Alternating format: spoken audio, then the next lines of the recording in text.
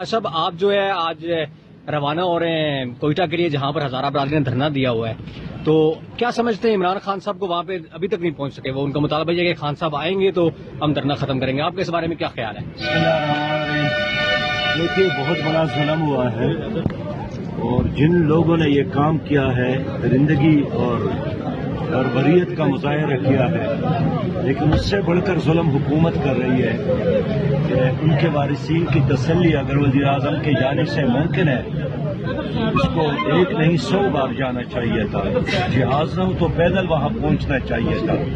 مدینہ کی اسلامی ریاست کا مطلب یہی تھا کہ اگر معاشرے میں کسی بلی پر بھی ظلم ہو، کسی اونٹ پر بھی ظلم ہو، تو اس کے بارے میں بھی وقت کا حکمران فکر مند ہوتے ہیں. لیکن یہاں تو کئی دنوں سے لوگ ذبح کیے گئے ہیں، ان کے لاشیں سڑکوں پہ پڑی ہیں، ان کے وارثین وہاں پر ہزاروں کی تعداد میں موجود ہے، اور حکومت اور خاص کر وزیر اعظم اپنے انانیت اور تکبر کے آثار سے باہر نکلنے کی تیار نہیں ہے. بہرحال اس وقت تو ہم سڑک کے راستے کوئٹہ کے لیے روانہ ہو رہے ہیں.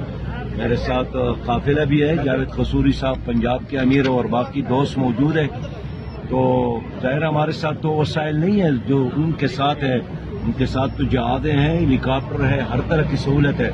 لیکن ہم نے طے کیا ہے کہ انشاءاللہ تعالی اگر وہ اپنی ذمہ داری پوری نہیں کرتے جو ان کی ہے، لیکن ہم اپنی طرف سے محنت کرتے ہیں کہ ان لوگوں کو تسلی دے، ان کے غم اور درد میں شریک ہو، اور اللہ کرے وہ نظام آ جائے جہاں لوگوں کا خون اس طرح کی قیمت نہ ہو جس طرح تبدیلی کے نام پر بننے والی اس حکومت میں انسان کی جان اور مال، عزت اور آبرو بے توقیر ہے، اور اس کی کوئی عزت نہیں ہے، اور انسان کا کوئی مرتبہ اور مقام نہیں رہا.